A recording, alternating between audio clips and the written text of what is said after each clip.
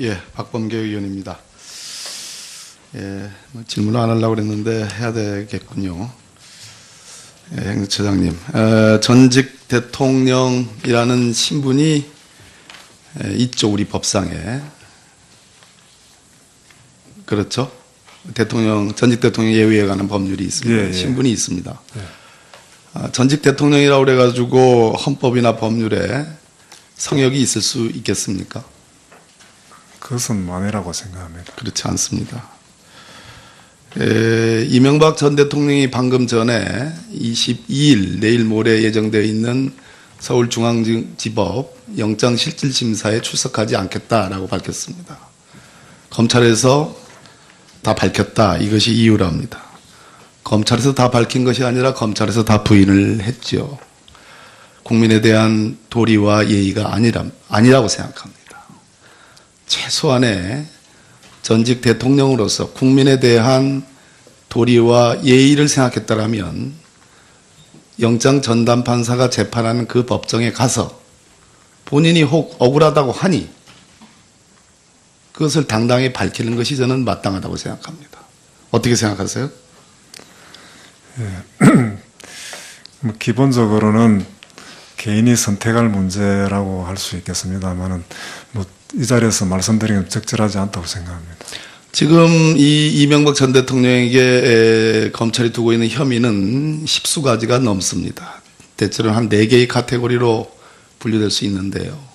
뇌물 수수 액수가 무려 110억대 가깝고요. 그 다음에 특활비가 수십억 대가 있고요. 그 다음에 다스는 누구 겁니까? 라는 국민적의 지난 10년간의 질문과 요구에 무려 350억가량의 비자금을 조성해서 횡령 혐의를 받고 있고요. 그 수많은 사람들에게 피눈물을 흘리게 했던 그 옵셔널 벤처스 피해자들의 피눈물을 뒤로하면서 스위스에 동결되었던 계좌 140억을 그것도 청와대 권력을 남용해서 반환받아왔습니다. 그리고 개인적인 뇌물수수 혐의는 여러 가지입니다. 죄질로 따진다면 우리가 흔히 형을 선고할 때 우리 판사님들이 많이 쓰시는 죄질과 범정이라는 표현이 있지 않습니까? 처장님? 네. 그건 다른 거잖아요. 그죠? 예. 죄질로 따지자면 저는 박근혜 전 대통령보다 더 하면 더 했지 못하지 않다, 이런 판단입니다. 어떻게 생각하십니까? 그 말씀도 구체적인 사건이라서 그러시겠죠. 말씀드리기 어렵습니다. 전직 대통령이 구속영장이 청구되는 이 사안에 대해서 우리 법원 행정처장님 평생을 법관으로 지금 대법관직을 하고 계십니다마는 어떤 소회가 드십니까?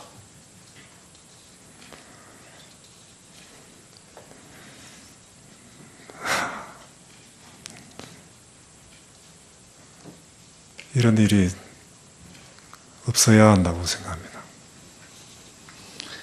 자, 이분들이요, 김백준이라는 MB의 영원한 집사가 구속됐습니다.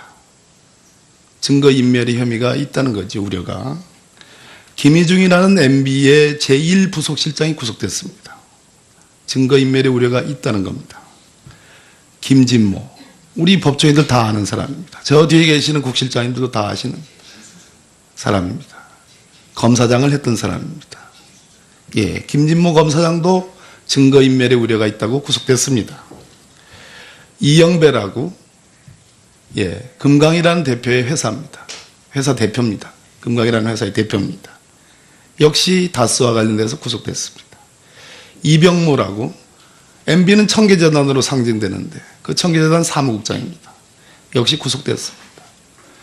MB는 혐의를 부인하고 있고 지금 일각에서 증거인멸의 우려가 없다, 도주 우려가 없다. 도주 우려가 없을 수도 있겠습니다. 전직 대통령이니까.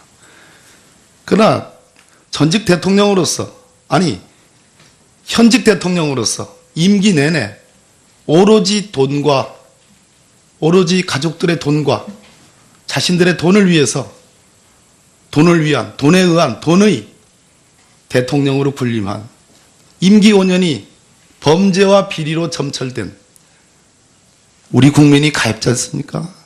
저는 그렇게 생각합니다. 그럼 정의는 누가 세웁니까? 정치 보복이라 얘기하는데 국민이 정치 보복합니까? 그 영원한 집사들이 들어가서 다 불었는데 그분들이 정치 보복이라고 생각했겠어요? 얼마나 비루한 사람 관리를 했길래 이 사람들이 줄줄이 다 불었겠습니까? 예. 김백준이라는 사람 버틸 만큼 버텼다라고 전해라고, 이 말이 다 상징하는 말 아니겠습니까?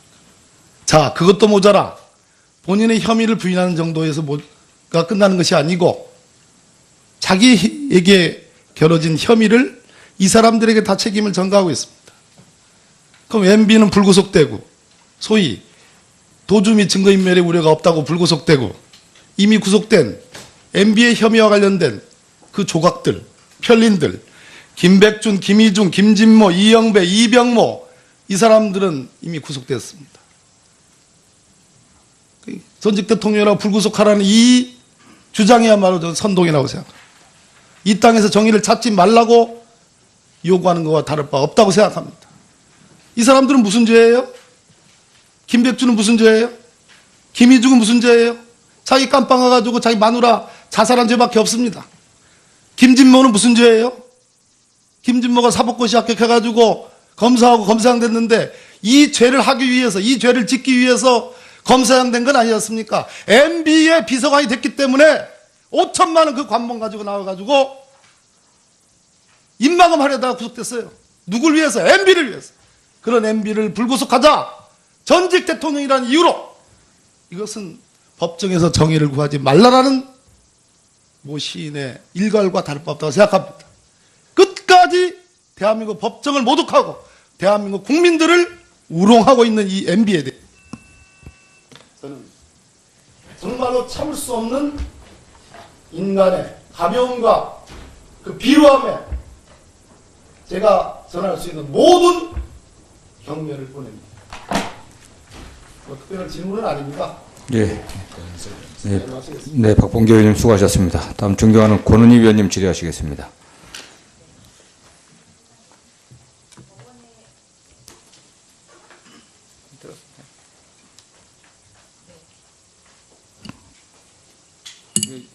마이크. 네. 다시 시간. 네, 행정처장님. 그 법원의 재판 결과에 대해서 국회에서 그리고 국민들로부터 많은 그 질타와 의견들이 지금 전해지고 있습니다. 이 현실에 대해서는 인정하시고 계시죠? 네, 그렇습니다. 예.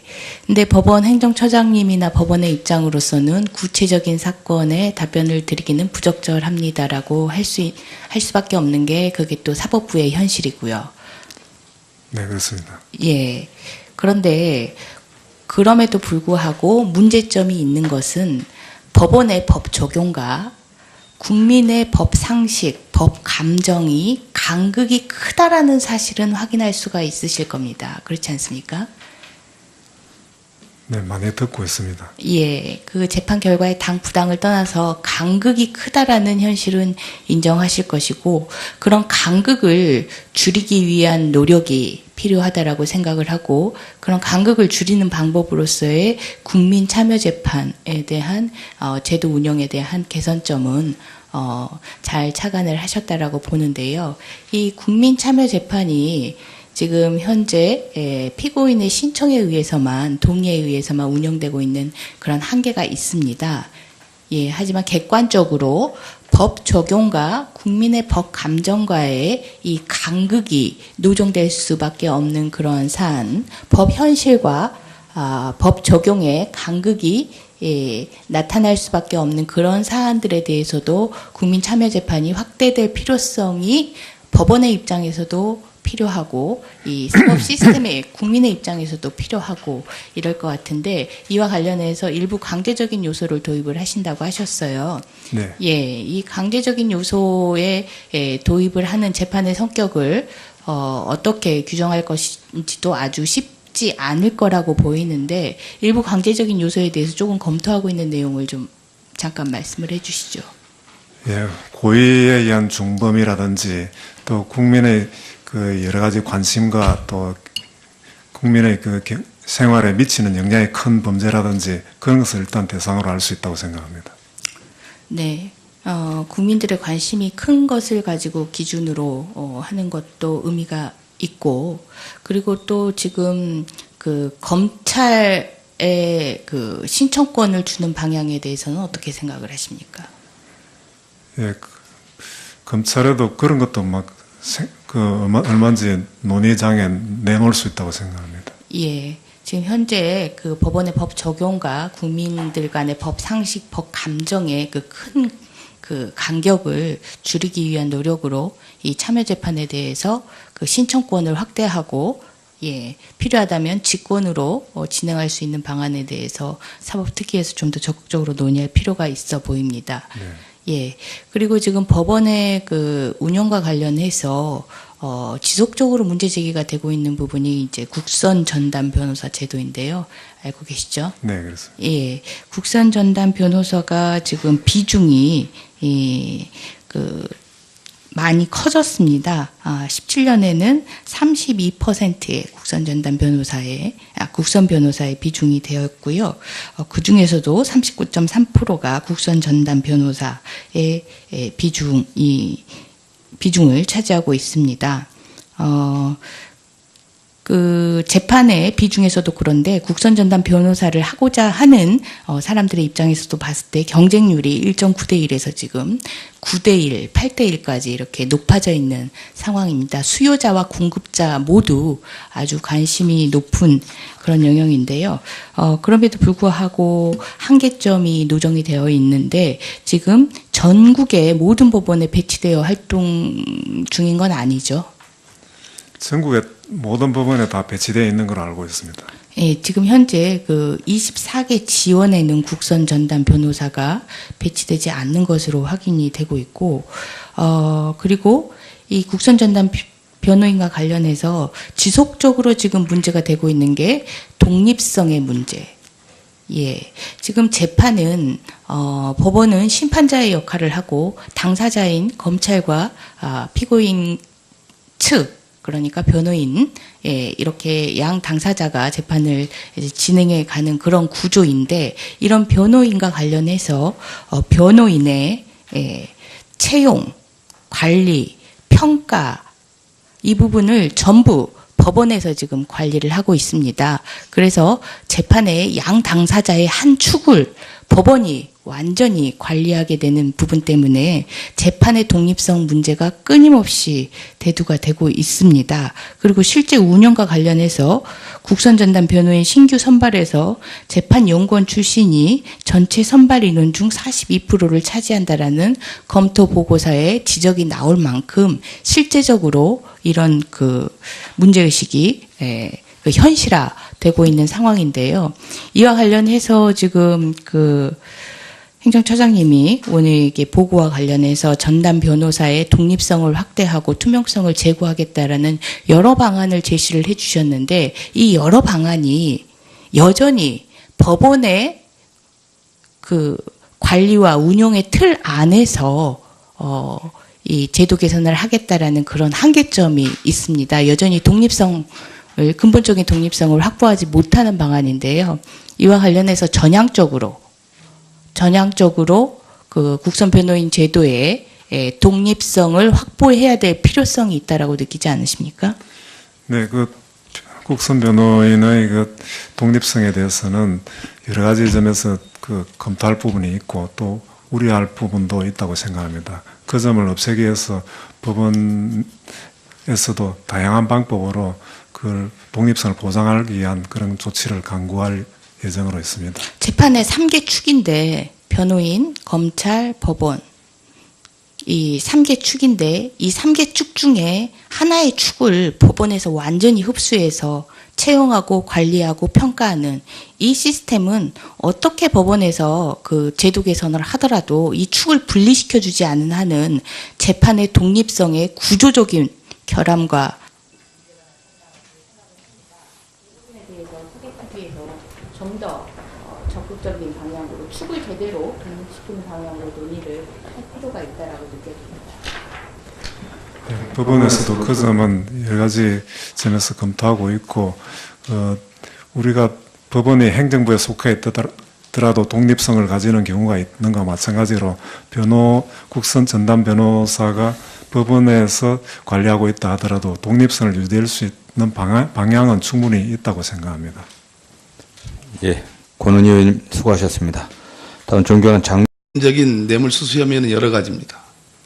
죄질로 따진다면 우리가 흔히 형을 선고할 때 우리 판사님들이 많이 쓰시는 죄질과 범정이라는 표현이 있지 않습니까? 처장님? 네. 그건 다른 거잖아요. 그죠? 예.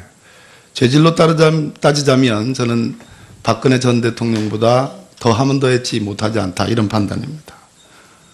어떻게 생각하십니까? 그 말씀도 구체적인 사건이라서 그러시겠죠. 말씀드리기 어렵습니다. 전직 대통령이 구속영장이 청구되는 이 사안에 대해서 우리 법원 행정처장님 평생을 법관으로 지금 대법관직을 하고 계십니다마는 어떤 소회가 드십니까?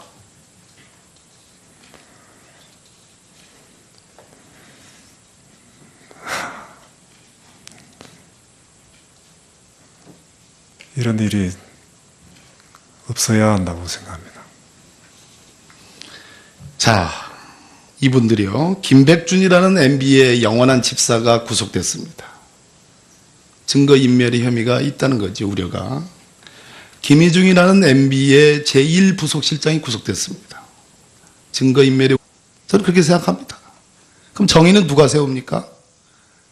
정치 보복이라 얘기하는데 국민이 정치 보복합니까? 그 영원한 집사들이 들어가서 다 불었는데 그분들이 정치 보복이라고 생각했겠어요? 얼마나 비루한 사람 관리를 했길래 이 사람들이 줄줄이 다 불었겠습니까? 예. 김백준이라는 사람 버틸 만큼 버텼다라고 전해라고 이 말이 다 상징하는 말 아니겠습니까? 자, 그것도 모자라 본인의 혐의를 부인하는 정도에서가 끝나는 것이 아니고 자기에게 겨뤄진 혐의를 이 사람들에게 다 책임을 전가하고 있습니다. 그럼 MB는 불구속되고 소위 도주 및 증거인멸의 우려가 없다고 불구속되고 이미 구속된 MB의 혐의와 관련된 그 조각들, 편린들, 김백준, 김희중, 김진모, 이영배, 이병모 이 사람들은 이미 구속됐습니다. 전직 대통령이라고 불구속하라는 이 주장이야말로 저 선동이나 본인이 혹 억울하다고 하니 그것을 당당히 밝히는 것이 저는 마땅하다고 생각합니다. 어떻게 생각하세요? 뭐 기본적으로는 개인이 선택할 문제라고 할 수 있겠습니다만은 뭐 이 자리에서 말씀드리긴 적절하지 않다고 생각합니다. 지금 이 이명박 전 대통령에게 검찰이 두고 있는 혐의는 10수가지가 넘습니다. 대체로 한 4개의 카테고리로 분류될 수 있는데요. 뇌물 수수 액수가 무려 110억대 가깝고요. 그 다음에 특활비가 수십억 대가 있고요. 그 다음에 다스는 누구 겁니까? 라는 국민적의 지난 10년간의 질문과 요구에 무려 350억가량의 비자금을 조성해서 횡령 혐의를 받고 있고요. 그 수많은 사람들에게 피눈물을 흘리게 했던 그 옵셔널 벤처스 피해자들의 피눈물을 뒤로 하면서 스위스에 동결되었던 계좌 140억을 그것도 청와대 권력을 남용해서 반환받아왔습니다. 그리고 개인 우려가 있다는 겁니다. 김진모, 우리 법조인들 다 아는 사람입니다. 저 뒤에 계시는 국실장님들도 다 아시는 사람입니다. 검사장을 했던 사람입니다. 예, 김진모 검사장도 증거인멸의 우려가 있다고 구속됐습니다. 이영배라고, 예, 금강이라는 대표의 회사입니다. 회사 대표입니다. 금강이라는 회사의 대표입니다. 역시 다스와 관련돼서 구속됐습니다. 이병모라고, MB는 청계재단으로 상징되는데 그 청계재단 사무국장입니다. 역시 구속됐습니다. MB는 혐의를 부인하고 있고 지금 일각에서 증거인멸의 우려가 없다, 도주 우려가 없다, 도주 우려가 없을 수도 있겠습니다. 전직 대통령이니까. 그러나 전직 대통령으로서, 아니 현직 대통령으로서 임기 내내 오로지 돈과 오로지 가족들의 돈과 자신들의 돈을 위해서 돈에 의한 돈의 대통령으로 군림한 임기 5년이 범죄와 비리로 점철된 우리 국민이 가엾지 않습니까? 예, 박범계 의원입니다. 예, 질문을 안 하려고 그랬는데 해야 되겠군요. 예, 행정처장님, 전직 대통령이라는 신분이 있죠, 우리 법상에. 그렇죠? 전직 대통령 예우에 관한 법률이 있습니다. 예. 신분이 있습니다. 전직 대통령이라고 그래가지고 헌법이나 법률에 성역이 있을 수 있겠습니까? 그것은 만회라고 생각합니다. 그렇지 않습니다. 이명박 전 대통령이 방금 전에 22일 내일 모레 예정되어 있는 서울중앙지법 영장실질심사에 출석하지 않겠다라고 밝혔습니다. 검찰에서 다 밝혔다. 이것이 이유랍니다. 검찰에서 다 밝힌 것이 아니라 검찰에서 다 부인을 했죠. 국민에 대한 도리와 예의가 아니라고 생각합니다. 최소한의 전직 대통령으로서 국민에 대한 도리와 예의를 생각했다라면 영장 전담 판사가 재판하는 그 법정에 가서